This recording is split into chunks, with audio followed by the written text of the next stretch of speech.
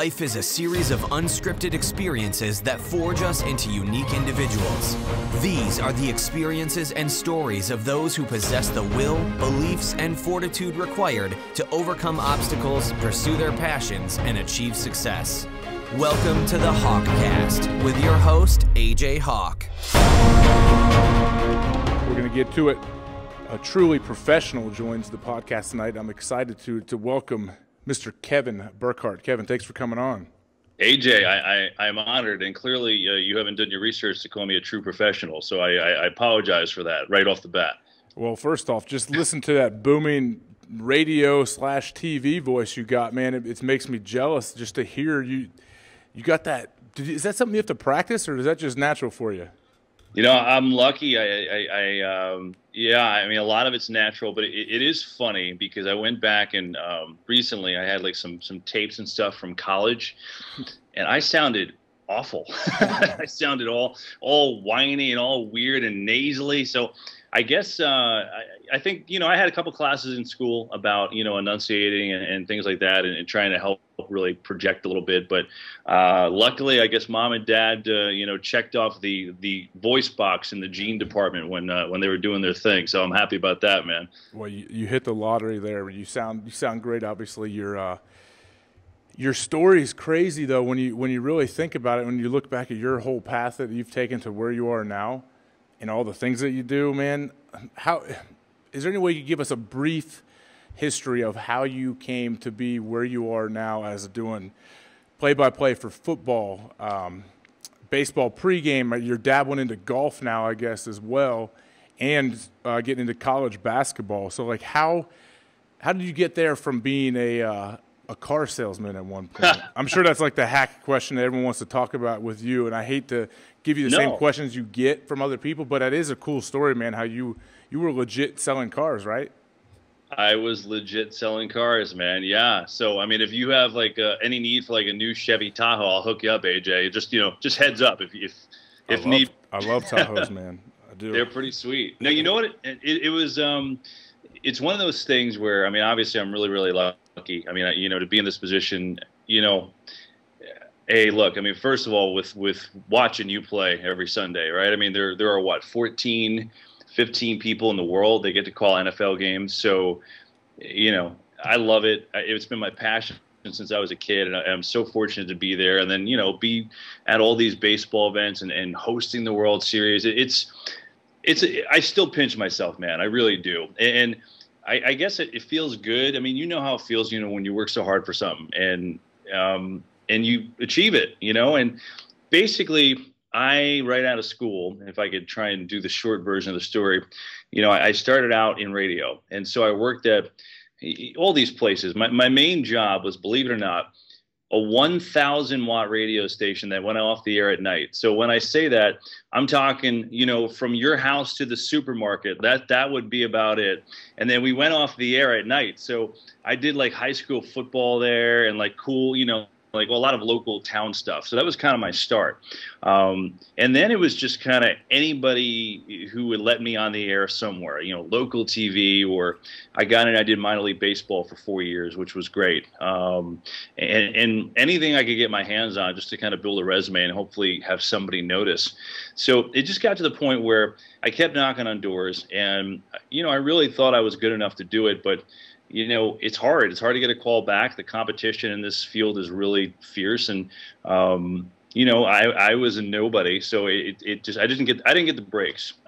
So I quit, and I literally I was pissed, and I rolled up the Sunday paper one day, and I literally just kind of like did that, and it pointed at a car dealership. No idea how to sell anything, let alone cars. So I walked in, and I said, hey, you know, here's my name. I said, you know, I'm applying for the job. And they're like, okay, you're hired. So I said, there's just one thing. I had very occasionally just got into work for WCBS in New York, like as an update guy. But it was, you know, they would call me every couple months or whatever it was. And so I said, you know, if they call, can I just get out of work early type deal? And the guy's like, yeah, whatever. Get on the floor and go get a Malibu out of here, you know, whatever it was.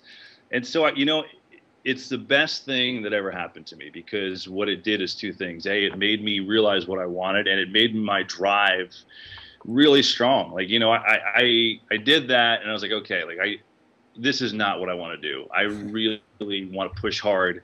And if I don't, you know, if I don't make it, at least I gave it my all. And the other thing is it made me kind of ask for things that I wanted in life. You know, I know it sounds silly, but you know how it is. Sometimes the hardest thing to do is just to ask for something that you want to get. And when you're selling cars, if you don't ask somebody to pay you something, they're not going to pay you something. And so I took all these little lessons, and then I got some breaks, and I started working. Essentially, it led to WFAN in New York, which is a pretty huge sports station, radio station. I started doing, finally getting some chances to do some football play-by-play. I did a little bit of NFL for a couple different radio companies. And then I was doing, this is kind of weird, but I was doing, the Dallas Cowboys had a deal with a radio network to have their games broadcast around the country. So I worked for them for 2 years. And the weird thing is, AJ, is we weren't on in Dallas. So it was just a way for them to make money and market the Cowboys around the country. But it's like, yeah, I'm doing radio for the Cowboys. And like, oh, where can I hear you in Dallas? And I'm like, yeah, we're not on in Dallas. So, and then that led to somehow Fox hearing me there and deciding they would take a chance on a, you know, I guess at that time, a 39-year-old no-name and who had never done football on television, and see if it worked. So here I am. Basically, I'll take it, brother. That's the story. Wow, yeah, and you're still on a crew with John Lynch, right? Yeah, who is the best. And you guys quickly climbed the ranks. I don't know how they like rate you guys or whatever but you guys had, I remember, I mean, hearing your distinct voice, it seemed like you've been on the air forever when I would hear you doing games. And then what kind of, I saw John, saw a playoff game going on. I forget which one. Was it Seattle, your first one? Yeah, we did. Actually, we've done Seattle the last 2 years in the playoffs, the first for the divisional round. Yeah, so a couple of years ago, I heard you guys do Seattle. I'm like, wow, John Lynch has already got a playoff game, man. This crew, these guys are killing it. And so you and John seem to have a great thing going back and forth. But it's unbelievable that both of you are that early on in your, I guess, your football broadcasting career. It is, and we know we're fortunate. And do you know John, AJ? Do you know him well at all? I've been lucky enough to play with him, play golf with him out at the American Century Championship out in Lake Tahoe. Oh, Tahoe? Yeah, which I'll be out there shortly. And man, he was always like my hero growing up. And my number in college was 47. Right. And I didn't get to pick it, but they gave it to me, and I remember at the time I was like, I'm like, oh, I didn't really care going in, 18-year-old, just a dumb little kid. And I was like, John Lynch, I'll take it, man. Like, that's all I thought of. I was like, John Lynch is 47. I love it. And now I'm very happy with that. And then so when I saw I was paired up to play with John in Tahoe, I was so pumped, man. And then he was like one of those guys where I talk about it a lot. People, I say, don't meet your heroes or your idols. He exceeded any expectations I had of him. He was so generous and cool and nice and just a good dude. And I could tell that instantly. And it's like when he's out there, it's like you could tell everyone kind of gravitates towards him. He's just such a nice guy. He is, you hit it, man. And that's the thing. I'm so lucky because not only do they hire me, right, they put me with this great crew behind the scenes. They're all experienced and they're so good, which I needed. And then they put me with John. He is the nicest guy. And you know what? It's just fun. We get along. Like, we're about the same age. We get along well, and and we both obviously he loves the game, but we both love it. And we're at dinner on Friday, wherever city we're in, and we're just talking about different things in the game. And I just feel like hopefully it's the same thing on Sunday. But it's funny, and you'd appreciate this because obviously already you're blazing your path that 10 years down the road when you get done doing your thing, you're going to be in the booth like John, right? So AJ, he's sitting there, and still. You could see there's two times you could really see the player still in him, right? So first is when we're on the field before the game, kind of talking, you guys are talking to coaches, he's out there, he doesn't want to leave the field. And then we get up and we're upstairs, and we stand right next to each other and we're looking at each other a lot. But every once in a while, somebody will come, especially a safety, will come across and lay a hit. And there's John in the booth, like ready to hit somebody. And I'm like, easy, big fella. Just throwing forearms up there in the booth, huh? That's awesome, man. I've had Joe Buck on here, and I remember talking to him about the thing, like, first off, what you guys do, especially play-by-play, I mean, you guys are way underappreciated. People think that you're just up there talking about the game, you know, like just me sitting on the couch watching the game. No, play-by-play is absolutely ridiculous how fast it is and how much you have to know, I think. So I give a lot of credit to you, but it's true that, like, rapport you guys have back and forth, that's a real thing. And I've heard a lot, all the broadcasters that are at the level that you guys are at say that all the time, how you guys have to be able to, like you said, go to dinner on Friday and just talk and be able to get, like, have a back and forth about whatever it may be. Obviously, you'll be talking a lot about the game because you're passionate about it, but then that carries over into the booth, and there's a reason you guys are moving up the ranks so fast, and you're already one of the top crews because you can feel that, like, you can feel that almost like camaraderie. And it is funny with you and John. It's probably pretty rare that the color and the play-by-play guy are similar age, and, like, you could even be brothers possibly. I always tell him I feel like he could run for president. You know, he's got he you know what, you bring up a good point, and I think it's interesting because when I've heard your podcast, actually, this is how I feel like you're doing the same thing. Someone smart told me a while ago, like, when you're broadcasting, whatever it is, you don't want to be like talking at someone. You want to have, in this case, John and I, we're both at the bar drinking a beer, and we're inviting you to come and sit next to us and have a beer. You know what I mean? Someone told me that, and I thought it's just so true. Like, if you're watching a sporting event or a talk show or listening to a podcast or a radio show, you don't want to feel like someone is shouting at you or aloof, or you want to feel like they're just talking ball, right? And so if you can achieve that, hopefully we have a little bit, then I think you're onto something. And what allows that to happen is, I'm sure, your preparation. Can you take us through, like, say you have a game on a Sunday, can you start in with, like, Monday morning? Can you take us through, like, your week of preparation for that football game? Yeah, I mean, it's you know, it's really interesting now because as you know, with online stuff, everyone else sees what you're seeing, right? So, and you know, when you're doing different teams every week, like we are, I mean, occasionally we'll get like the same team a couple weeks in a row, but it doesn't happen often. And you have to go in and you have to know every single thing about the team because you know the people in that city who are diehards know every single thing. So you have to become an expert every week. And, you know, we both obviously follow the league, love the league, but it's kind of like a deeper dive into it. So for me, Monday, excuse me, I kind of have a routine, like every day, like I want certain things to be done. So I feel like I'm kind of on the right path. So Monday, I start really, honestly, even Sunday night on the plane ride home from wherever we are, I'll kind of start on the next week. But I'll really just read everything Monday. I'll read every clip. We get this service, which is kind of cool, from Fox, and I'm sure the other networks do too. But so let's say we have Packers Vikings this week, right? We'll get every clip written online about the Packers and Vikings in an email, which is great. So instead of us searching and pecking everywhere, it's all in one long, very long document. So we could go through that and read a lot of what's being written about the team. So that's number one. Then what I'll do is I'll really just kind of look at their roster and kind of go back. You know, I've actually already started taking notes right now for this coming football season. And, you know, I'll go back and like, okay, this player had this injury and how's he doing? Or there's a cool human interest story. I remember seeing this in OTAs. That story was written about this player. And just really do like, all this research and try and get everything in a big barrel, you know? And that's what my Monday is, just going through and doing all that. Tuesday, it's similar. I'll still do a lot more reading, but I'll trying to kind of narrow it down a little bit. So I'll really start to get specific. I'll look at some more stats and numbers that day, go back and see like some trends. Okay, Russell Wilson's last 5 games at quarterback, he hasn't thrown more than 200 yards, but they're 5-0. Why? Things like that, and try to kind of get some theories going. Then I have a guy who I pay, who each week we both design with. I wish I had one on me. I should have brought one because I'm at work now. I'm not home. But it's like a big football chart. It's a big chart. It's like an 11 by 14 paper, and I have 4 of them, each team's offense and defense. And I glue them to a manila folder that kind of opens up like this. So you'll have offense and defense that's in front of me during the game.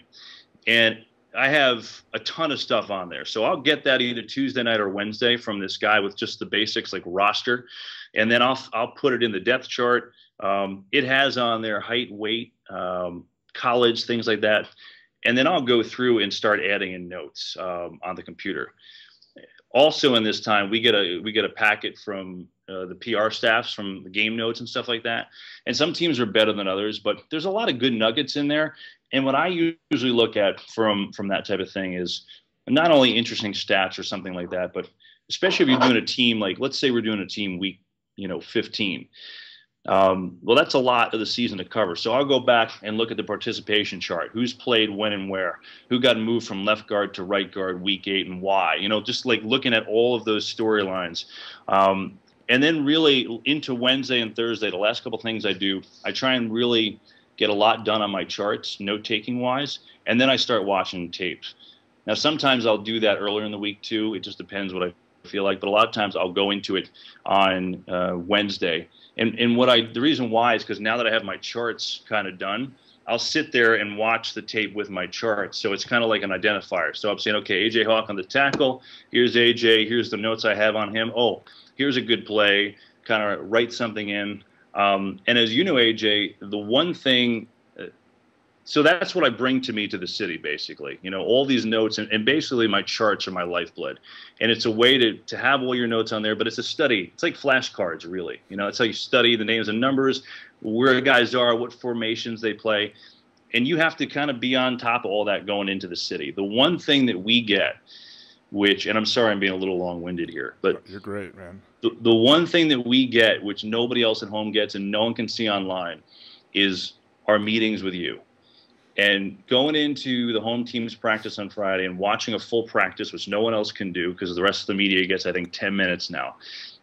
Getting to talk to the coaches and the players, I know I haven't done one with you personally, but we'll get each player for, whatever, 15 minutes, maybe 20 minutes. And it's great. So we head into those and I have specific questions and John Lynch has specific questions for what we want to ask. And the great thing about those is we develop our own storylines. We're not just going to go into Sunday with whatever is written in the newspaper. Like, we watched the whole practice, we've done our research, and now we're talking to you. And so we kind of combine all that then, and we then discuss, okay, what are we looking for? What do we think is going to happen in this game? And then the game starts. So it's really a week-long, nonstop process that honestly, it's kind of scary because you never feel like you've read enough. There's always like one other thing out there or stat or article or whatever, and you're so scared to miss it.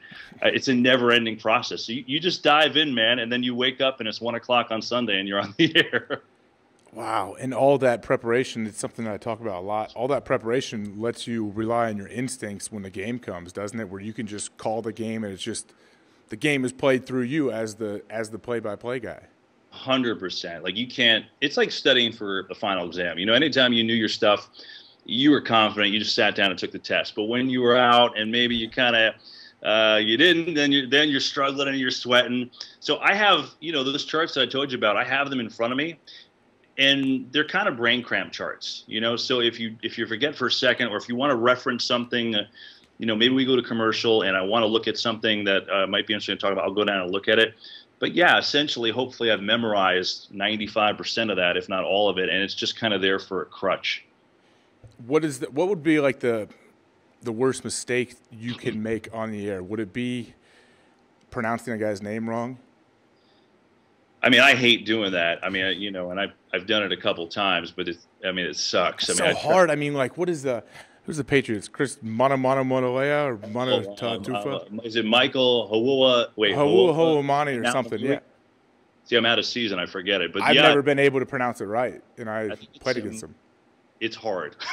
Yeah. So I mean, it gets more difficult. But could you point to, or could you think of one example of like a mistake that you've made on the air when instantly you're like, oh man?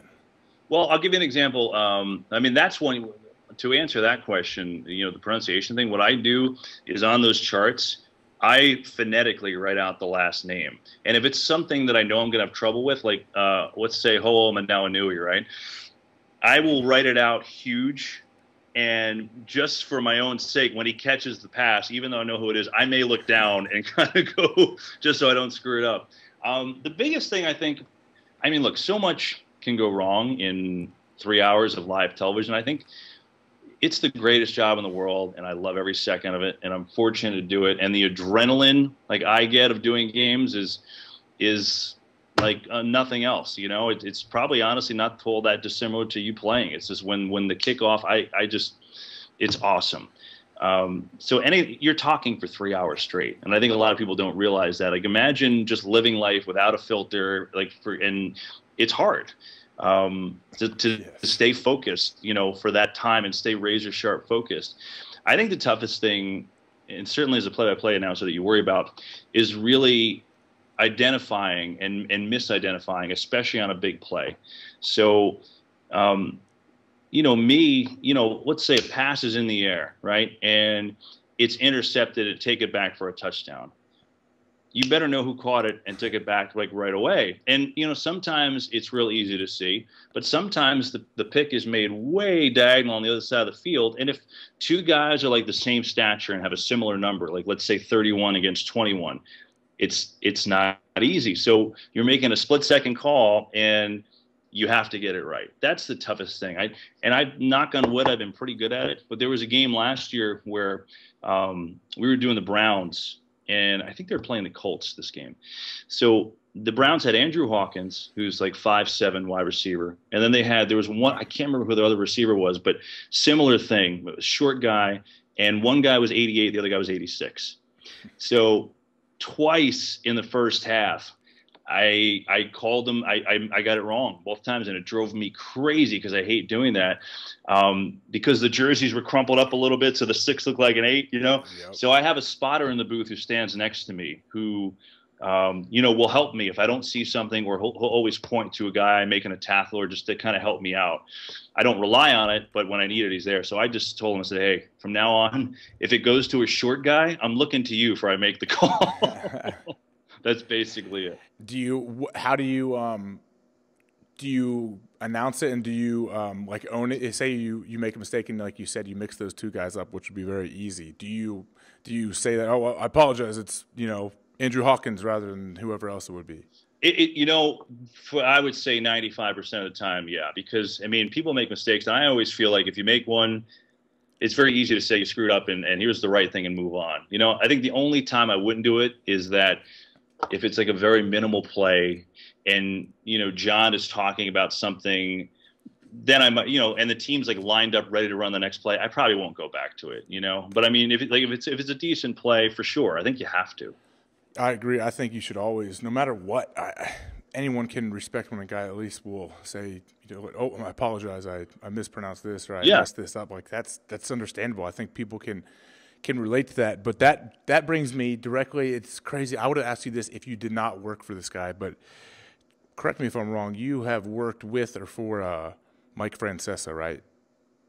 I did. I was when I was at WFN in New York, I was there, I guess, for 3 years. And I didn't host any talk shows with him, but I certainly was around him. I did updates on his show, things like that. Yeah. Okay. I could already see your smirks. So I can only imagine. I love that guy. I love this guy, man. And now he's on Fox Sports 1, right? Yeah. Okay, so Francesa, he's so funny to me. I just love him. I just love how opinionated he is. Now he doesn't care. Like, he's going to let you know. And just the rants he goes on about crazy things are just awesome. But I only know because I saw this clip, because they used to play these, you know, the radio show Opie and Anthony? You're a New Jersey guy, right? Okay, so it's Opie and Jimmy now. Anthony got fired.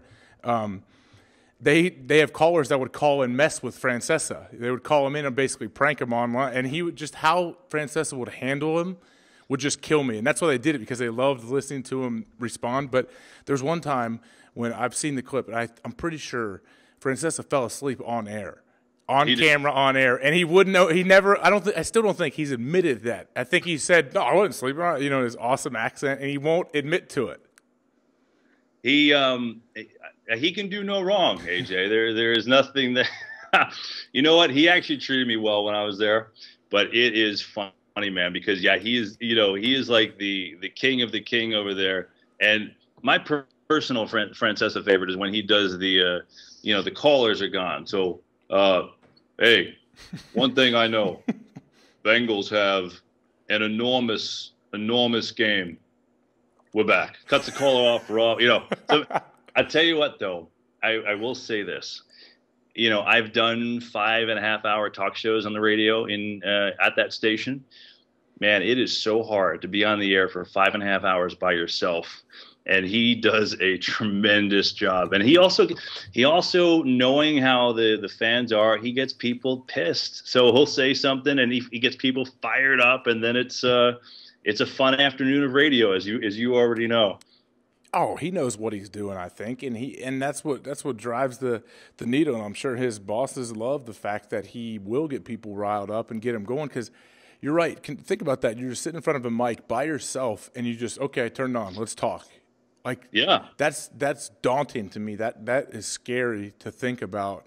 And people, that's another thing. People just take it for granted and can call in and get pissed and say whatever. But I can't imagine if I was on the air for just say 3 hours by myself at a time. I mean, if I did 5 days in a row, I can't imagine the stupid stuff I would say just in those 5 days, let alone like 30 years or whatever he's done so far. They have I had done some like overnight shows there, so you're on from, I don't know, say 1 a.m. to like 6 for when the morning show comes on. Let me tell you. So you get there and, like, you know, you're fired up, whatever would happen that night in sports, and you go, and then all of a sudden, like, you're cool until about 4 o'clock. And then, like, my coffee from Dunkin' Donuts, which is like this big, I got like 1 drop left. And it's like 4:30 a.m. and nobody's listening at this point because everybody's asleep, and even the truckers are asleep, and you're just kind of like, oh God, there's 2 hours left. I mean, what do you do? You're right. What do you do? Like, it's crazy. Yeah, that was I went to the NFL put on broadcasting boot camp. Have you gone there and been a mentor or anything yet? You know, I haven't, but I can't tell you how many people I've talked to that have done it that said it's tremendous. That's the one they do at NFL Films in Mount Laurel. Yep, and it was amazing. They are so good, and so many execs and producers, and we got to even like do a mock game as a color analyst with the headphones on. You watch the game on the screen. They had a producer in your ear and everything, which obviously changes the world, changes your game. I'm blanking on the name of the producer I had. It was a CBS guy. He was awesome. But it's a different world because people don't realize you have people in your ear. So as you're speaking, you're doing play-by-play, and John's waiting to comment on the play. You have the producer in your ear letting you know, like, hey, we got a replay of the catch to see if you got 2 feet in here. Like, as you're speaking, you can't hear yourself because the producer's in your ear at the same time. And us as viewers don't see that. And so that's a really hard thing to get used to, I think. Was that something you had to adjust to? You know, you're right. It is hard. And hopefully you have a producer who's good and tries to time it where it's not totally disruptive to you. That's number one. But, you know, it's challenging. You know, if something's going on or there's a big play and so you got John who's talking to the truck about a sequence of replays that he wants and is going to see. And then maybe I'm talking to him about something else, but then I'm trying to listen to John. You know, there's been once or twice where he said something and I had no idea what he said because, like, I'm talking, and so I'm like, you know, I can't ask him to repeat it. So that type of thing happens. I'll tell you what, though, this is actually really funny. So in college, I'll tell you what actually helped me with this. So I was in college. I went to a small D3 school, but we had a great communications program. The school's William Patterson in New Jersey, right? Mm-hmm. So we had a guy who ran the TV department there, and he was just a great guy, knew a lot about television, really was great. And we did, like, all the sports. We had a remote truck, so we did all the football games, all the baseball games, the basketball games. It was awesome. So what he would do is we would be doing a football game. And, you know, I'd be like, all right, 3rd and 10. Next thing you know, he pipes in, like, Spaceballs or Airplane or one of those goofy movies in your ear as you're trying to call the play. And just to see if you would crack and if you would laugh and whatever. And I only cracked once my whole college career. And that was actually when he had somebody in my ear talking sexy talk that destroyed me. I couldn't handle it. But it's funny because that was at the time funny. It was college or whatever. But, you know, it really helped because it made you learn how to kind of put the distractions off, even while there's stuff going on in front of you. But it is hard to have somebody talking to you while you're trying to talk yourself. It's not easy. because you can't hear yourself speak at the same Yeah. time. And I think I've said it on here before. So, like, the quarterback and then one guy on defense will have a speaker in their helmet. And Yeah. I thought of this instantly when I called this game, when I did the mock game at boot camp. So I've had the speaker sometimes throughout my career, sometimes you don't, whatever. I've had it a good amount of games in my career. And the speaker's so loud on game day, and they sit inside your helmet, and they're really loud. And so the coach wants to, a lot of times, obviously, the defensive coach is waiting to see what the offense is, what kind of personnel they're going to come out with before they give you the call. So you're standing in front of the huddle. Everyone's freaking out, like, all right, give me a call, give me a call. And you're sitting there holding on, trying to keep guys calm. And he starts calling the play, and he starts repeating himself, just over and over until they cut him off at 15 seconds on the play clock. So I've seen guys, and I've been guilty of it when I was first started having the speaker. You want to wait till he's done speaking before you say the call to the whole defense, but you don't have enough time for that. So you just have to start yelling it as the coach is yelling it in your ear. So you can't hear yourself at all. And when I did that mock game, that's instantly what I thought of. I actually felt pretty comfortable with it. I was like, this is just like trying to call the play when I can't. It's weird because you can't hear your voice, That's really crazy. Yeah, it was weird. It was weird. Like, yeah, it was really weird. So, like, guys like quarterbacks and guys on defense maybe that had the speaker, I feel like have a little bit of practice to that because I've watched other guys and after that once I like realized that was a similar type thing, maybe there's a little bit of crossover. I watched some teammates I'd had who would struggle with it and get the call in way too late because they'll sit there like this and they're like looking like up in the air, and you don't know anything. You're looking up in the air, up top of the left-hand corner or whatever, and they're waiting for the coach to finish talking. And then they say the call, and it's too late. The offense is already at the line. So it would be like you guys waiting for your producer to be done talking. Also at the same time, which was funny, at boot camp, people would respond to the producer. And they're like, the producer, like, he would stop the game like, hey, nobody can hear me on the air. Don't talk to me. Do not talk to me. So I'm sure you guys have seen that. That's pretty. I never thought about how difficult. Let me ask you this: when you're getting those calls, right? You're in a stadium, whatever. Okay, so you're home. Obviously, the defense. Let's say 3rd down, 3rd and 10. The crowd's going nuts. How tough is that to hear? I mean, just to hear the actual play, and like you said, it's hard enough to concentrate while it's coming in and then repeat it. But how hard is it to actually hear with clarity, with the crowd going ballistic for home games for you? It can get very difficult depending on where you're at. And playing at Lambeau, if you're out there on the 3rd down, man, they're going to be rolling. Especially, playoff games, everything. I've had to deal with it a lot, and you can always see the quarterbacks put their hands over the ear holes to try to make yourself hear it a little bit. And I had to do that a few times. The best part about being a defensive guy is you have these like no calls that you go into a game with, and I would always joke with my linebacker coach there about my no calls. If the play wasn't in, boom, you got to make a decision and say, all right, whatever, I got to make a call to this defense because they're coming, and you'd always try to call like a blitz for yourself or something. So you'd always joke with the coach. You'd be like, all right, the no calls, and he'd give you like just a basic bland like cover 2. I'd be like, yeah, okay, and you just smirk at him. He's like, all right, come on. Sorry, coach, didn't hear you. Didn't hear it. I thought for sure I heard where we have all 3 linebackers blitz at the same time. I thought for sure is what you call it. My bad. That's pretty funny. I love it. It is, yeah, and that's one of the things that I realized from the boot camp, which is cool, and I don't know. It's a tough world, man. I'd like to eventually get into some kind of broadcasting, and that's why I like hearing guys like you and your story. Now, how do you go from football to baseball? Like, what's the difference there? Have you been doing play-by-play for baseball games, or are you strictly doing pregame right now? I have done play-by-play in the past, and I'm doing like one game this year. I got a Yankee Ranger game in a couple of weeks, but prior, mostly I'm in studio for baseball. So it's different. The prep's different. Honestly, it's easier.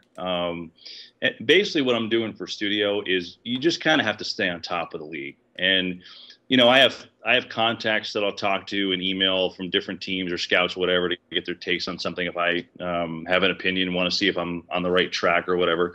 But really, for this, I think it's just watching as much as you can and reading as much as you can. It's not. This is a little different because I don't feel like I'm studying to do like a pregame show or a postgame show. For me, it's just kind of like taking it all in. Like I'll watch as many games as possible, and I read a ton. And I take notes along the way when I'm doing it, but it's not the same as doing a play-by-play game because even though, yes, you have a producer and you have plenty of support, you're still – it's still you. It's still your show. Here, it is a little bit more of a safety net because you're at the desk. You can have plenty of notes. You can look at them if you want. And you have a producer in your ear. And you also, it's not all structured, but there is much more of a structure where you kind of have an idea, okay, X, Y, and Z, we're looking to maybe do this, this, and this. So in my head, I kind of have already an idea. Like we go into football games and we have an idea. And then half the time that completely goes up in smoke because the game starts and it's like a totally different thing than anyone expected. And you have to react. So I think that's the biggest difference. You certainly still have to prep a lot and you have to do a lot of work so you know what you're talking about. Because if you don't, if you just say something on the air and it's not based in any smart opinion or based on any fact, then it's silly. So I think it's just trying to be on top of as much as possible. Really, it's trying to watch and read as much as possible. So you're nice enough to you're doing this from work. Obviously, you're going on the air tonight, right? Yeah, I mean, I would have normally done it from my house with you at night, but our show's normally on 7 Eastern, but tonight it's on at midnight. I think there is a UFC fight going on tonight or something like that. So UFC pays Fox a nice amount of money. My baseball show is free, so our show is going to be bumped. So who was on your show with you? Is it like a panel where you're moderating or what? Yeah, so this show that I do here during the week is called the Whip Around, and essentially the idea is, you're whipping around to different games and highlights and things. So we have how many guys do we have? I guess, I don't know, 6, 8 analysts that rotate in. So tonight I'm doing the show with C.J. Nikowski and Dontrell Willis, a couple pitchers. But we've got Frank Thomas, Pete Rose has done some stuff with us now. I'll get to Pete. I love Pete. I'll get to him in a second. I wanted to ask about that. I figured as an Ohio guy, you might like Pete a little bit. You kidding me? He's I got it. Unbelievable. So Raul Ibanez, Mark Sweeney, we've got a bunch of former major leaguers who all really, really good. So they kind of rotate in, and like tonight, by the time we get on the air at midnight Eastern, I think only the Dodger-Philly game will probably still be going. So it's really about, we just had our meeting before and talking about some of the things that we think are important today. So we'll show the highlights, we'll talk, and then we'll get into some topics. So that's kind of what it is. So you just kind of try to set those guys up and ask their opinion on something that happened in the games you're showing quick highlights of, maybe? Yeah, the cool thing is, for the most part, yeah, you're trying to get the best out of them. But the cool thing is that, I'll throw my opinion around a little bit too. I mean, not a ton because they're the guys that play the game. I'm not. But, the show is cool because it changes. Like, there's a lot that will happen, or maybe a story will break. When the show's on earlier, it's a little bit different because when there's a lot more games going on, like something will happen. So we'll go here and then we'll do this, and then something we didn't plan for will happen. And I kind of love the adrenaline of that, of really not knowing what's going to happen next. And the guys are all good. They're so prepared. So I could throw like anything out there and they're good to talk about it. So the meetings that we have, though, are important. Like we have these meetings and they last like a half hour, 40 minutes, but it's really just the three of us are on the air and everybody else behind the scenes, just BS and baseball and, our opinions on certain things. And like all of a sudden we'll be talking about something and then maybe a couple of us will get like, not heated, but a little into it. And they're like, okay, well then we need to talk about this on the show, And then, so we talk about, okay, let's look at this graphic or what can we show that would support this point? And kind of that's how we develop some of those topics. So it's not just a bunch of gas bags yapping, that hopefully we actually have some basis to what we're talking about, Well, we all know, I think there's plenty of shows that are a bunch of gas bags talking and giving their opinion and not – you can tell. And that's the thing. It stands out pretty quickly, to me at least, when people don't prep for shows. Like it's always former athletes, obviously. We all know that. There's just times when former athletes – I mean, athletes in general are just tough to deal with. I say that in being an athlete because guys are so used to, I don't know, it's like guys are on their own time. They just think they can walk into a show and just talk football or talk sports and it's going to come across intelligently or they can, and it never does for some reason. And it takes practice and it takes reps, I think. And the guys that are good stand out, and I really appreciate the guys that do prepare and are great at what they do on the air, when they're former athletes especially, because we've seen some Hall of Famers get gigs on TV, and they only last a year or so because some people just can't do it, or they don't want to put in the work, it seems like. Yeah, and I think that goes for anybody, by the way, not just former athletes. I think there's plenty of people I've seen, you've seen, who aren't as prepared. But, to your point, I think as a person who's not an athlete, so when I watch a show, look, you could put players in any sport who have played the game, certainly especially great players, and you could put them on a panel on a show, and they could say cliche after cliche, and there is some value to it because it is Pete Rose, for say, or whoever, whatever name you want to throw in there. But the reality is, like, after a while, that doesn't really bring a lot to the table. I'll give you a perfect example. We were doing the World Series last year, and we had, speaking of Ohio State, we had Nick Swisher on with us, which was super cool, and he was great. So we do the first show from the World Series, and Nick was great, and I loved him, and I loved working with him.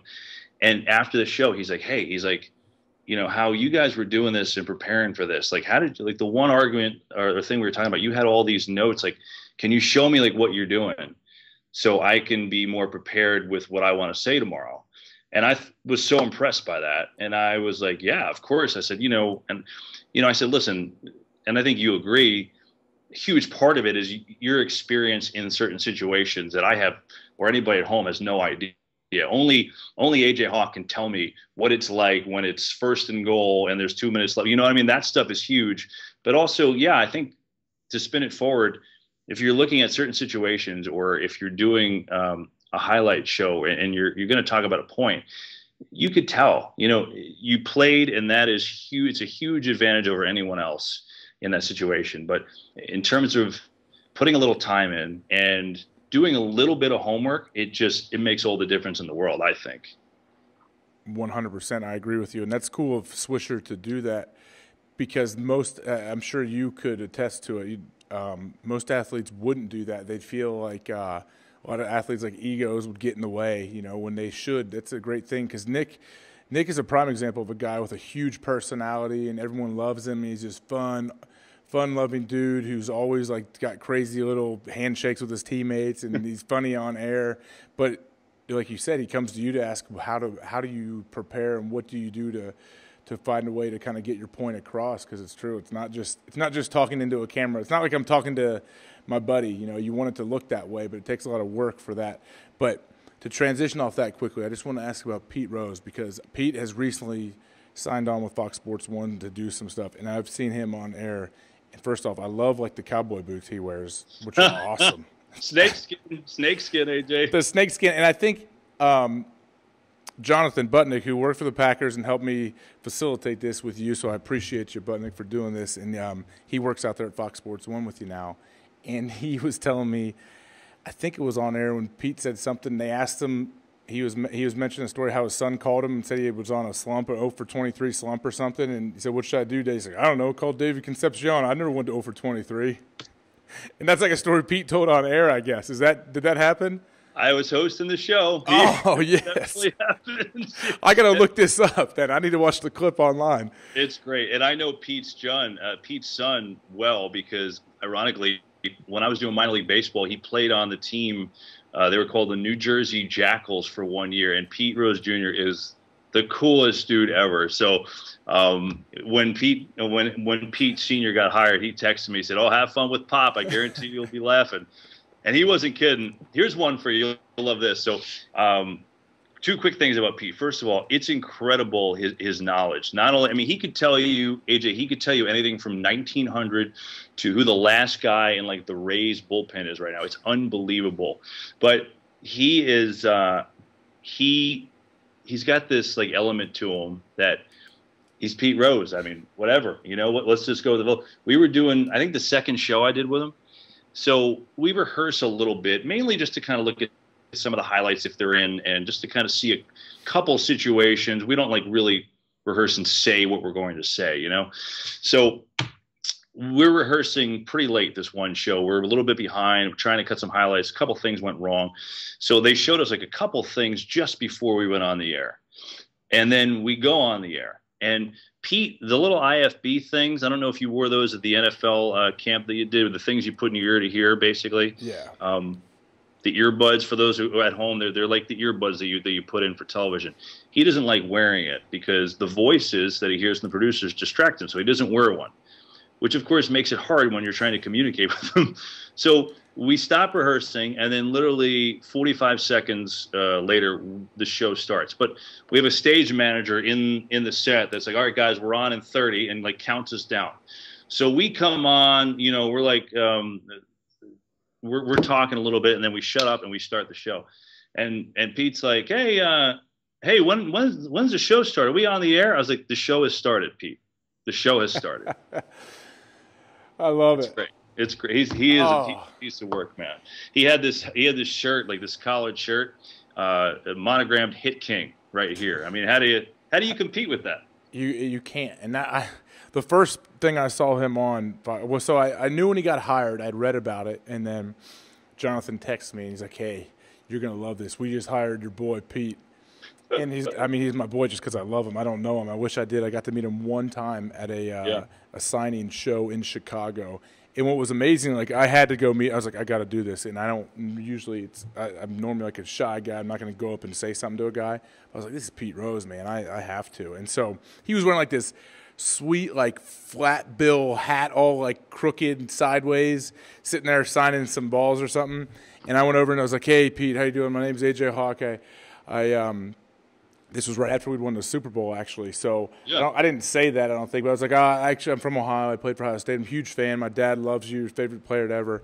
And he just instantly started, like, naming the whole Ohio State football roster. He's like, how the Buckeyes going to do this year? He's like, man, that was a tough one they took in Week 11 last year. Like, he went into all this Ohio State talk and, like, started naming all these players that I wasn't even sure I knew at the time that were on the current team. And I saw that when I saw him on Fox Sports 1. His knowledge, they asked him about, because I wasn't sure how he was going to do on TV. You know, I'm like, I'm sure he's going to be a personality, but who knows? And this dude starts naming multiple players, like you said. He could name everything. His knowledge of the game, like you could tell, it seems like he just watches every single baseball game and reads every article that's ever written about him. He watches constantly, and like he has ever since he stopped playing. That's the thing. Like, there's no like gap in his knowledge. It's unbelievable. Like the things that, you know, I was like you, like I was like, okay, I'm sure it'll be fun, but I wonder like what his, you know, knowledge of current, like today baseball is. And he knows everything. I mean, he knows I could throw anything at him, and like he knows it. He's sharp, man. I'll tell you, he is sharp. He's a firecracker. He is. He needs like an uncensored show. He needs a show on the internet, but he can't. Well, yeah, eventually he might do that. He should start his own podcast, The Hit King, or something, and just let him roll. It might never end. It might he could turn a mic on. He could be like a Francesa where he'd just speak for 5 hours. He doesn't need a guest. He'd be great, man. Yeah. Well, I'm gonna let you go here in a minute, but I wanted to just ask you quickly about. I know you're starting to do, or you're about to do, some golf. Is that right? I did a little bit of golf. I didn't do the U.S. Open that Fox had, but I did a little bit of golf. There was this tournament out in Oklahoma. It was a really good cause. It was for families of wounded or killed soldiers. And so I went out, and Fox Sports 1 did a show from there. So I went out and did that tournament. It wasn't like golf play-by-play. It was just kind of being there, and we put a show together. But I had never worked golf before, and it was cool, man. I enjoyed it. Like, you know, it was and being there was, you know, it didn't, when I agreed to do it, like I was like, sure, you know, go out there and do it. It didn't really hit you until you're there, and then you meet like the families of where that money is going, and it hit home, you know. I mean, it really did. So that's the one golf thing I did for us. I haven't done anything else. I mean, maybe in the future I'd love it. I actually haven't played in a really long time, so that sparked me to get back into it. So I just went and ordered some custom clubs. So my absolutely horrendous, 105, 107 shooting self can get out on the course and hit it into the trees. So maybe one of these days, AJ, you'll be gracious enough to take me out and see how bad I really am in person. Come on down, man. Come to Columbus sometime. We'll go out to I don't belong, but we'll go out to Muirfield sometime. I'll get one of my buddies. Dude, I would come in a heartbeat. That would be great. Yeah. Butnick would give me a day off or so. I'll come in a heartbeat. No, yeah, Butnick won't. He thinks he's great at golf. He won't come out there though, because his ego's too big to get beat by me, because I only play twice a year. See, then that's worth it for us just to come in its own right. I'd like to see that in person. Oh, trust me, it would be amazing because I've been around him when he gets really frustrated and mad at me, and he would kill me. Because you don't take you get a caddy and you walk at Muirfield. He would just be walking up the fairway by himself, like away from all of us and the rest of the group, just talking and having fun, and he'd just be pissed over in the trees trying to punch his terrible drives out. Buddy, I'm sorry, buddy. I love you if he's in the room, but I know he'll see this and he'll text me how mad he is at me. So, but I love you, Budnick. You're a great guy. I look forward to that day. That'll be well worth it. That'll be good. That'll be fun. Yeah, man. Well, well, you never know with you. Fox signed a 10-year deal for the U.S. Open, right? They did. They did. You'll be out there. Maybe I could piggyback and just kind of sneak on the back of the truck and come on out there. That would be fun. I'd love it. You'll be out there for the U.S. Open. I'm sure they'll have you on there doing some stuff before we know it. But Kevin, really appreciate you, man. I know you gotta go do some real work on air and for a baseball show. So you were nice enough to come on here. Really appreciate it. You awesome guy. And can you let people know where people can find you? Whatever you got, Twitter, Facebook, MySpace, whatever you may have. Does people have MySpace anymore? Does that still exist? I hope not. I mean, I figured I'd throw it out there. It's just on Twitter. It's just at Kevin Burkhardt. So, hey, AJ, I mean, dude, I enjoyed it, and thanks for having me on. And a couple things. First of all, congrats on your deal with Cincy. I know you're going to be great.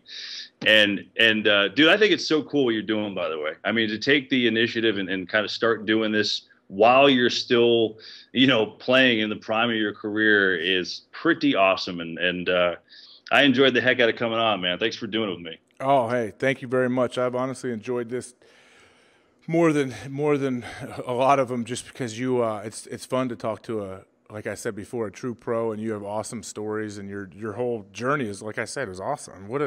You went out there and did it, and you did high school games. You they find you from working Mets games and whatever you're doing, and you just, I don't know, you're like I think it's inspiring to see a guy like you that didn't sit back and just complain about, oh, woe was me, I can't find a gig, and then boom, look at you doing playoff games already. So football games, baseball, basketball, a little bit of golf. You'll be in the U.S. Open team soon with Greg Norman and Joe Buck. But thanks again, man, Kevin. You're awesome. I thought it was just going to be announcing Tecmo Bowl for the rest of my life. So, I mean, I'll take it, brother. That's not a bad gig either. It's a good game. It's a good game for the youngsters that don't know about Tecmo. You gotta go back and play Tecmo. That's all there is to it. What team did you play with? Who'd you play with? I was always Walter Payton. Oh, Bears. He was ridiculous. He was too good. I just run a little toss sweep left or right. That toss sweep to the right was like a force field play. You couldn't defend it. It was impossible to stop. Well, you got to get the Giants in LT. That's the only way you're going to stop them.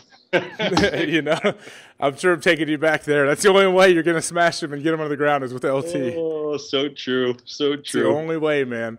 It's the only way it's happening. All right, man. Kevin Burkhardt, Burkhardt on Twitter. We'll put a link up and everything. But, yeah, thanks again, man. You were awesome. Really appreciate it. Dude, anytime. Hopefully, John and I get to do a Bengals game this year. We'll come say hi, all right? For sure. Please do. Be good, AJ. Thank you. We're glad you could join us for today's conversation.